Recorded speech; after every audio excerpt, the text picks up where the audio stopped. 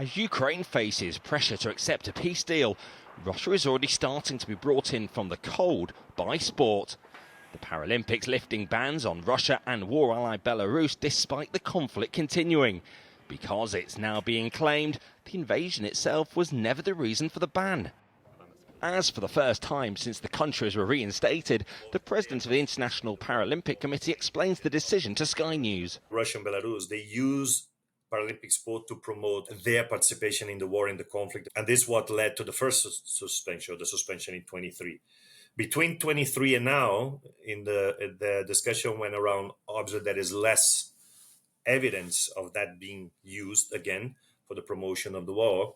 So this was important to clarify to our own membership, but also it has to do with the statement that was put out. That's the statement criticising the Paralympic decision from a coalition of governments. They said, "We view this development with serious concern, given that the Russian aggression against Ukraine continues and the Russian and Belarusian breaches of the Olympic Charter remain." But this is what the IPC is now disputing, claiming their decision has been misunderstood by ministers. And as a global movement, it's facing questions within about inconsistencies banning some countries and not others at war. The reason why we take action and propose the membership to suspend nations or not is not linked to participation in wars. The majority of the membership, they were expressing these views. Why only Russia and Belarus? And why not punish others if the case is only the war? Which, again, it's not. It's breach of the constitution. But for the International Olympic Committee, bans on Russia and Belarus remain. Just this week, the United Nations adopted the Olympic truce for next year's Winter Games in Italy, a platform used by Ukraine to speak out. The international community must maintain the suspension of Russian and Belarusian athletes from international sports competitions.